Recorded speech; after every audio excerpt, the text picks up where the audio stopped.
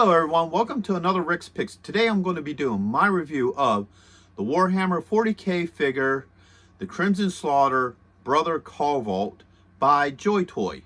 So what I'm going to do is I'm going to take a look at him in packaging. Now I'm going to take a look at the figure and his accessories. And as an added bonus, I'm going to compare it to the Todd McFarland Chaos Marine figure. So with all that being said, without any further ado, let's get to the review. Okay, so here he is in packaging. I really like the packaging for this. You got the Warhammer 40k logo, Joytoy, the official Warhammer logo over here. You got the figure, age restrictions. He's a Chaos Space Marine, what scale he is, his name, and a little bit of legal over here. You spin it around this way. You get more of your legal. All right, here you get some nice pictures of the actual figure with his accessories, and then a couple other photos of him. Warhammer logo, his name, a little bit more legal here. Come around to this side, and you also have Warhammer logo, Joytoy, his name, the official licensing logo there as well. You look at the top, you got the Warhammer 40k logo, and the same on the bottom. So let's open him up and see what he's about. Okay, so here he is out of packaging. I will say he's a very impressive looking figure. He looks really nice. I love a lot of the color to him. He really pops. So let's give him a rotation. All right.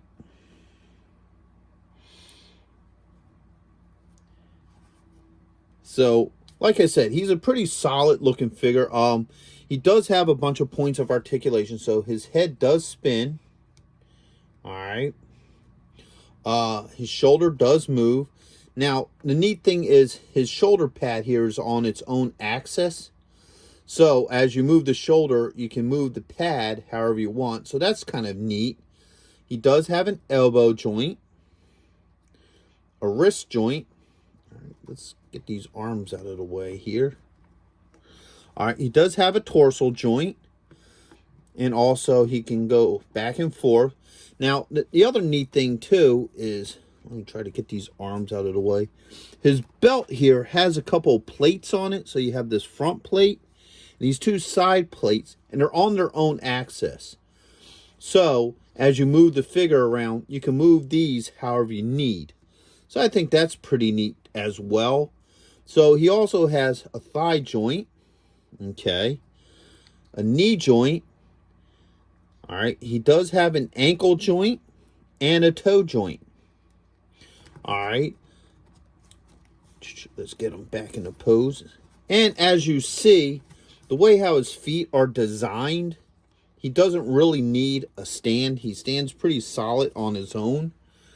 All right, so now he does come with a couple of accessories. So he has his pack here, which I really love the factor that they have like these skulls on it and all this extra detail. They even give these figures a wash. Like if you look at this and you look at the red, you can see like almost like a dark gray or a black wash on there. The same with the figure himself. So I think that's really cool. He comes with a plasma rifle here, which looks pretty nice. I like the detail. I love all this paint on it. All right. He also comes with a chain sword, which is really nice. I love all the detail that they put onto this. That's really, really cool. Okay. And he comes with two alternate hands. So he has a trigger hand here. Okay. And then this one's a gripping hand. Because if you look at the figure right here, he has the other trigger hand. And he has this gripping hand here. So, you know, they're just the opposites of that. So let's see how well all this stuff works with him. So let's swap out these hands. Let's try this one first. All right, that came off really easy. No issues. All right, let's see how well this goes on. All right, that went on really easy. No issues with that one. Let's try this one. All right. And that just pops right in there. Oh, no. All right, this one's giving me a little bit of a fight. See, one of the things I'm not a big fan of is when the peg comes out of the wrist. Is usually it's on a ball joint. So sometimes it moves around while you try to get the hand in. But once it's there, it's there. I have no issues with that. So, seeing how this is the trigger hand here, let's see how well this fits into his hand. Now, his fingers are very flexible, which is nice. So, it just makes it so it just easily wraps around this gun. As you can see, no issues there. Fits like it belongs. Spin it around. Let's see how well this pack pops onto him. That's a little tight. It's 2 Holt pegs. There you go. Nice and solid. Doesn't fall off. All right, and next is the chain sword. All right, let's see how well this pops in there. Oops, accidentally popped his hand off. And see that now, seeing how that came off, let's take a look at it. This is the issue here. See how that ball joint moves around? So sometimes that can give you a little bit of a headache when you're changing hands. Because sometimes that ball joint might want to move around. So I usually like the ones where the peg is actually on the hand. You know, but once again, when it goes on, it's on there. There's no issues. So there he is with both the chain sword, his pack, and his plasma rifle. Looks really good. Very easily posable.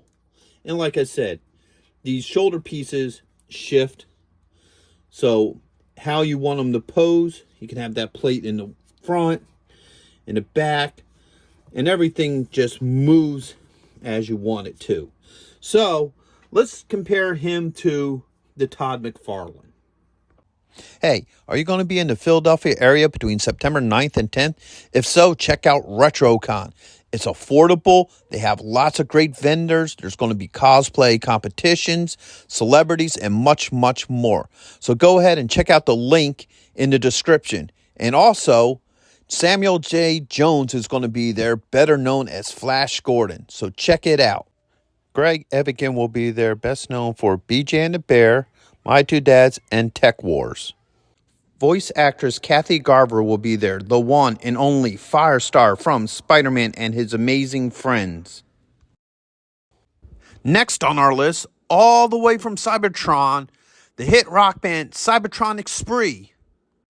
And check this out, the rare Hasbro Proton Pack as a raffle prize. Now you can't beat that. All right, so here are the 2 different figures. Now, first off, you notice scale. All right, you can definitely tell that the McFarland figures are larger than the Joytoy figures. You know, they're larger scale. They're more the 6-inch scale, which most figures are these days.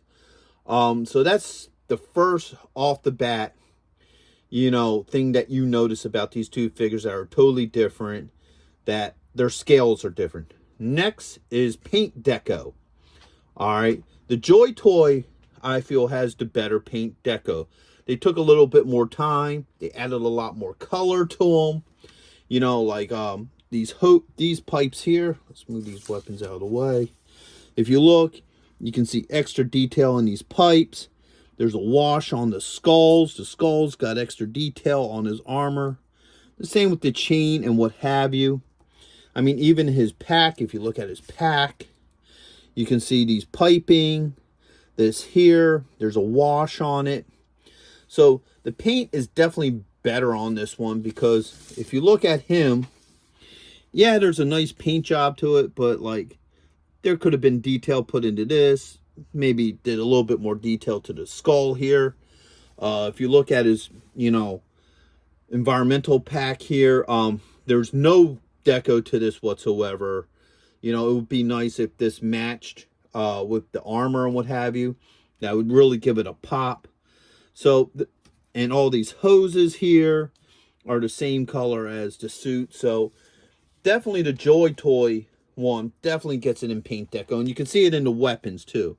Like you have this bolter. The only coloring they add is the, you know, barrel and the blade.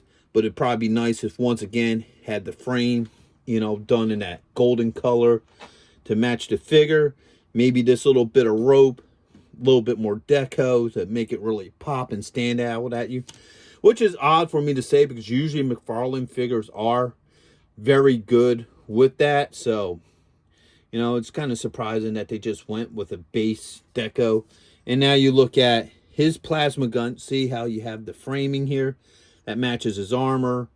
The plasma coils here are bright. You get this really nice silver, look to his weapon and what have you. And the other thing is the weapons fit nicely in their hands. There's no discrepancy there. They both basically have the same points of articulation. A few minor differences, but nothing really notable.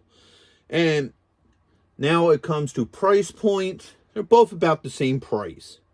All right, when I picked him up, I believe he was about 30, 35. The same with this guy. He's about the same price. But now, some of these figures do get a little bit more expensive because they got a lot more range of figures. All right, so you have, Chaos Marines, your Space Marines, your infantry. They also have the Tau, the Orcs, the Necrons, and I believe those were all the ones that I saw. But not only do they have the figures, they also have all the different factions. So you have your Space Marines, your Space Wolves, your Blood Angels, and they have a few vehicles. I saw a couple of small vehicles and the Dreadnoughts. The Dreadnoughts pull a bigger price point. All right, but anybody who's familiar with Warhammer knows that the Dreadnoughts are like huge. So they deserve a bigger price point. Where at this point, with the McFarland figures, you have Ace Chaos Marine. No, there's a couple of Chaos Marines. You have like one member of each faction. So you do have a Blood Angel. You have an Ultramarine, but it's only one of each faction. Where with the Joys, you have all the different types. So you have your heavy assault, your standard troops, your heroes. So there's a lot more Warhammer to the Joys opposed to the McFarlands. So if you're a casual, I personally think if you're more of a casual collector and you just think this dude looks cool, he looked really cool on the shelf, especially if you're a McFarland person, you could probably sit with the other McFarlands or your 6 inches. If you're a real huge Warhammer fan, these would be the guys I would go with because there's more of a selection. You can get, almost a whole faction of figures and what have you. So I believe that this one here is a better figure just because of the colors. They put a lot more work in its paint deco and what have you. Even though the McFarland's a nice figure. They're both good figures. But as a Warhammer 40K fan, I would definitely go with the Joytoy figure opposed to the McFarland figure. Just because of anything else, the deco. They really put a lot more work in the paint deco than the McFarlands did. So, with that being said, what are your thoughts? Which one do you prefer? Are you more of a Joytoy person or a McFarland person? Let me know in the comments. And if you like this video, go ahead and hit that thumbs up. Or if you haven't subscribed, please subscribe. It's a small click for you, but it really helped this channel grow. So, until the next one, late.